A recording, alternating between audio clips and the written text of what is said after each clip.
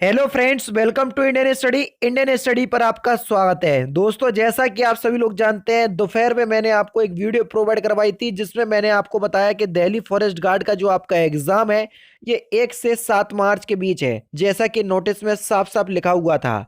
उसमें मैंने आपको सिलेबस भी बता दिया कि जीके 40 नंबर की, रीजनिंग 40 नंबर की, मैथ 40 नंबर की, इंग्लिश 40 नंबर की और हिंदी भी आपकी 40 नंबर की आएगी, यानी कि टोटल 200 क्वेश्चंस आएंगे। तो इसलिए दोस्तों मैं हिंदी का धुआंधार टेस्ट लेकर के आया हूं जो कि आपके एग्जाम के लिए बहुत ही ज्यादा इंपॉर्टेंट है। ये प्रैक्टिस सेट 1 है। अब डेली बेसिस पे मैं आपको दिल्ली फॉरेस्ट गार्ड की तैयारी करवाऊंगा, तो वीडियो को एंड तक जरूर देखिएगा क्योंकि लास्ट में मैं आपसे क्वेश्चंस भी पूछूंगा और उसका आंसर आपको कमेंट बॉक्स में बताना होगा।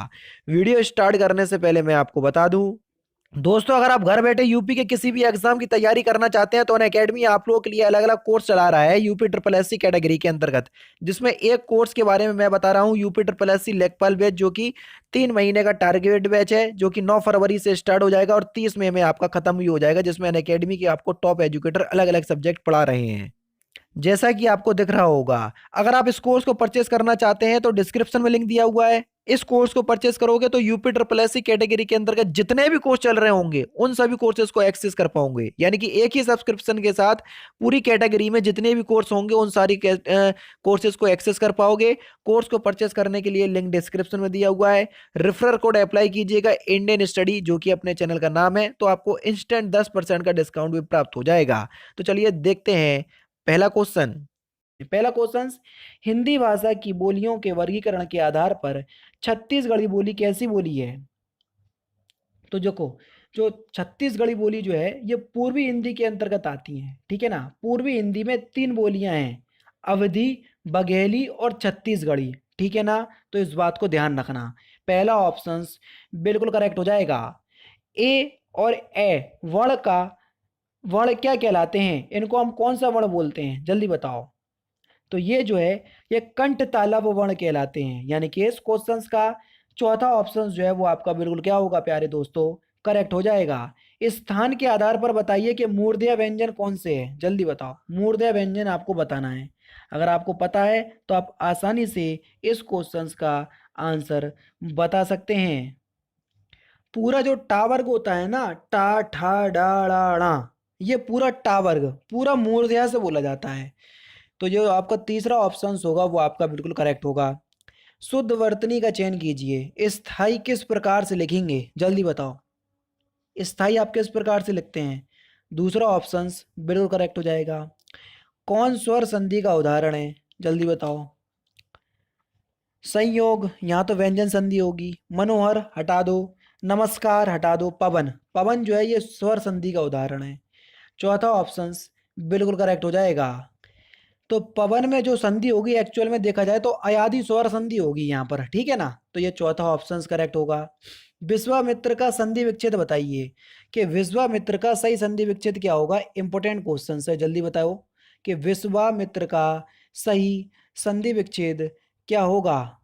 तो आपका जो सही आंसर हो जाएगा वह हो जाएगा आपका विश्व प्लस मित्र। विश्व प्लस अमित्र जो है ये विश्वामित्र का सही संधि विच्छेद होगा, यानी कि इस क्वेश्चन का चौथा ऑप्शन करेक्ट, ठीक है। अमित्र होगा, ध्यान रखना, मैंने शायद पहले मित्र बोल दिया था, तो ध्यान रखना विश्व प्लस अमित्र जो है ये विश्वामित्र का सही संधि विच्छेद होगा, ठीक है। नेक्स्ट क्वेश्चन, दोष हर्यता में प्रत्यय का चयन कीजिए। दोष हर्यता में कौन सा प्रत्यय है? प्रत्यय किसी भी शब्द के पीछे लगाए जाते हैं, तो देखो हरता प्रत्यय होगा यहाँ पर, पहला ही ऑप्शन करेक्ट होगा। पुरोहित में कौन सा उपसर्ग है? उपसर्ग किसी भी शब्द के आगे लगाए जाते हैं। पुरोहित में कौन सा उपसर्ग है? तो पुरोहित में आपका कौन सा उपसर्ग होगा? तो आपका सही आंसर हो जाएगा B option, option number B आपका बिल्कुल करेक्ट होगा। पुरहा उपसर्ग होगा। विभावरी किस प्रकार का शब्द है, जल्दी बताओ। विभावरी किस प्रकार का शब्द है? तो विभावरी जो है वो एक तत्सम शब्द है, यानी कि इस क्वेश्चन का पहला ऑप्शन करेक्ट। किसमें सही समासिक पद है, जल्दी बताइए, किसमें सही समासिक पद है? तो आपका सही आंसर हो जाएगा दिवारात्रि, यानी कि दिव और दिन और रात्रि, यानी कि इस क्वेश्चन का दूसरा ऑप्शन करेक्ट। अब मैं आपसे पूछूं यहाँ पर कौन सा समास होगा, तो यहाँ पर हो जाएगा आपका द्वंद्व समास, ठीक है। तो ये सही समासिक पत्र है, ठीक है। पद है, पत्र नहीं, पद। 10 मुख में कौन सा समास होगा, जल्दी बताओ। रावण का दहन भी हुआ, आप सभी लोग जानते हैं। 10 मुख वाला कौन था? रावण। और रावण कौन था? एक कहीं ना कहीं तो भगवान है ना प्रेजेंट डेट में, ठीक है ना, श्रीलंका वाले। तो देवी देवताओं के नाम जितने भी हैं वो सब बहुब्रीहि समास में लगाए जाते हैं। दूसरा ऑप्शन करेक्ट। अब आप सोच रहे होगे सर यहाँ दिग्गु समास क्यों नहीं होगा? मैं आपसे पहले ही बता चुका हूँ, जब संख्या का भी बोध हो किसी भी शब्द में और वहां से आप लोगों का ऐसा शब्द निकले जो एक भगवान देवी देवताओं का नाम निकले, हमेशा बहुब्रीहि समास लगाने हैं, भले ही दिग्गु समास ऑप्शंस में क्यों ना हो। निम्नलिखित में से कौन सा अनिश्चित सर्वनाम अनिश्चित वाचक सर्वनाम कौन सा है? कौन, जो, कोई, वह। अब बताओ। अनिश्चित अनिश्चय संख्यावाचक। तो आपका सही आंसर हो जाएगा कोई। तीसरा ऑप्शन बिल्कुल करेक्ट हो जाएगा। पशु शब्द का विशेषण क्या है? जल्दी बताओ। पशु शब्द का विशेषण। तो पशु शब्द का जो विशेषण शब्द होगा वह क्या हो जाएगा? पार्श्विक। पहला ही ऑप्शन आपका बिल्कुल करेक्ट हो जाएगा। सच्चरित्रता किस मूल शब्द से बना है? सच चरित्रता जो है वो किस मूल शब्द से बना है? यानी कि ये मूल शब्द नहीं है, लेकिन किस से बना है, किस शब्द से बना है, ये हमसे पूछा है। तो आपका सही आंसर हो जाएगा क्या? चरित्र। चरित्र शब्द से बना है। दूसरा ऑप्शन करेक्ट। निम्नलिखित क्रियाओं में से कौन सी क्रिया अनुकरणात्मक क्रिया नहीं है? जल्दी बताओ। अनुकरणात्मक क्रिया। तो आपका जो सही आंसर हो जाएगा वह हो जाएगा झुठलाना। फड़फड़ाना, मिमियाना, हिनहिनाना, ये सभी अनुकरणात्मक क्रियाएं, लेकिन झुठलाना जो है ये यानी कि खुद जब चाहते हैं तभी होता है ये, ठीक है। तो आपका तीसरा ऑप्शन करेक्ट हो जाएगा। निम्नलिखित में से कौन सा शब्द स्त्रीलिंग है? जल्दी बताओ। स्त्रीलिंग शब्द आपसे पूछा है, कौन सा शब्द स्त्रीलिंग है? मृत्यु। मृत्यु शब्द जो है वो एक स्त्रीलिंग शब्द है। तीसरा ऑप्शन करेक्ट। नेक्स्ट क्वेश्चन से आपका कौन सा शब्द जातिवाचक संज्ञा नहीं है? जवान, बालक, सुंदर, मनुष्य। बताओ कौन सा जातिवाचक संज्ञा का उदाहरण नहीं है? सुंदर ये एक जातिवाचक संज्ञा नहीं है। तीसरा ऑप्शन जो है वो आपका बिल्कुल क्या होगा? करेक्ट होगा। आंसू का बहुवचन क्या होगा? ये क्वेश्चन आपका यूपी पुलिस कांस्टेबल में पूछा जा चुका है, जल्दी बताओ। अच्छा, इस क्वेश्चंस का आंसर आप लोग मुझे कमेंट बॉक्स में बताना, ठीक है। आज मैं 20 से ही पूछ ले रहा हूँ कि आंसू का बहुवचन क्या होगा, क्योंकि जैसे प्राण पढ़ा है मैंने, ठीक है, उसी तरीके से है ये। प्राण वाला भी आपका यूपी पुलिस कांस्टेबल में पूछा जा चुका है। तो आप लोग मुझे बताइए कि आंसू का बहुवचन क्या होगा, ठीक है। किरण का पर्यायवाची क्या होगा? किरण। किरण का पर्यायवाची क्या होगा? तो किरण का जो पर्यायवाची होगा प्रभा। प्रभा शब्द जो है ये किरण का पर्यायवाची है। अनागत का विलोम शब्द क्या होगा? अनागत का विलोम शब्द। तो अनागत का विलोम शब्द हो जाएगा आपका आगत। यानी कि इस क्वेश्चन का चौथा ऑप्शन आपका बिल्कुल करेक्ट हो जाएगा। नेक्स्ट क्वेश्चन से आपका फिर आपको वाक्यांशों के लिए एक शब्द बताना है। ईश्वर का कोई आकार नहीं होता। कोई आकार नहीं, वाक्यांशों के लिए एक शब्द क्या होगा? जिसका कोई आकार नहीं होता उसको हम निराकार बोलते हैं। तीसरा ऑप्शन आपका बिल्कुल क्या होगा दोस्तों? करेक्ट होगा।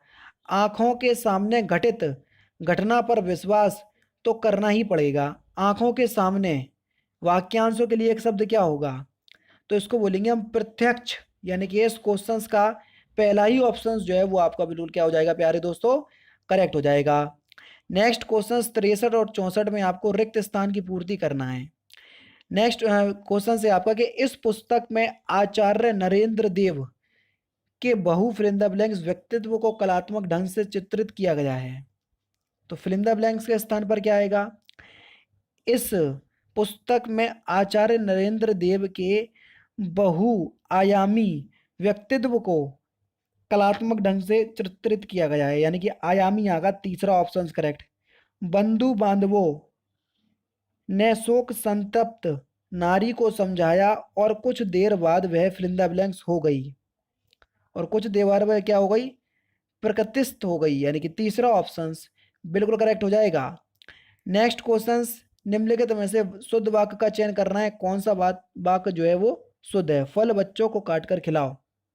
गलत है। बच्चों को काटकर तो बहुत गलत है। बच्चों को काटकर फल खिलाओ। बच्चों को काटकर फल खिलाओ। बताओ 65 में। तो यहाँ पर ये भी ठीक नहीं है। बच्चों को फल काट कर खिलाओ, ये बिल्कुल ठीक है। तीसरा ऑप्शन करेक्ट।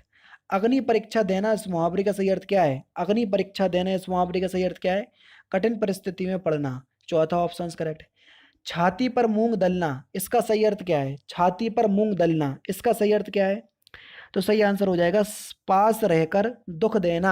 चौथा ऑप्शन बिल्कुल करेक्ट हो जाएगा। क्या हो जाएगा? पास रहकर दुख देना। नेक्स्ट क्वेश्चन, श्रृंगार रस का स्थायी भाव क्या है? सिंपल और इंपोर्टेंट क्वेश्चन। श्रृंगार रस का स्थायी भाव क्या होता है? रति। चौथा ऑप्शन करेक्ट। वीर या आला किस जाति का छंद है? जल्दी बताओ, वीर या आला किस जाति का छंद है? तो आपका सही आंसर क्या हो जाएगा? तो ये एक मात्रिक छंद है। दूसरा ऑप्शन बिल्कुल करेक्ट है। नेक्स्ट क्वेश्चन से आपका कि रहीमन जो गति दीप की कुल कपूत गति सोए, बारे उजियारे लगे बड़े अंधेरो होए। यहाँ पर कौन सा अलंकार है? तो यहाँ पर हो जाएगा आपका श्लेष अलंकार, यानी कि इस क्वेश्चन का चौथा ऑप्शन करेक्ट।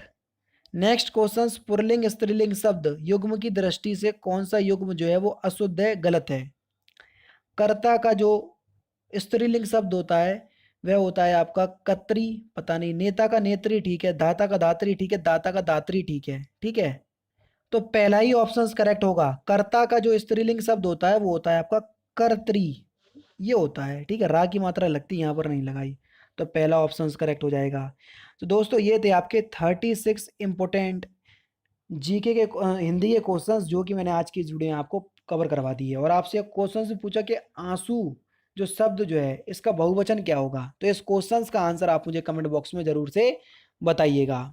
तो दोस्तों फिलहाल की वीडियो में सिर्फ इतना ही। अगर आपको वीडियो पसंद आए तो प्लीज़ दोस्तों वीडियो को लाइक कीजिए, शेयर कीजिए और साथ ही साथ हमारे चैनल को सब्सक्राइब करना ना भूलें, क्योंकि मैं रोजाना इसी तरह की वीडियोस आप लोगों के लिए लाता रहता हूँ। नमस्कार दोस्तों, जय हिंद, जय भारत।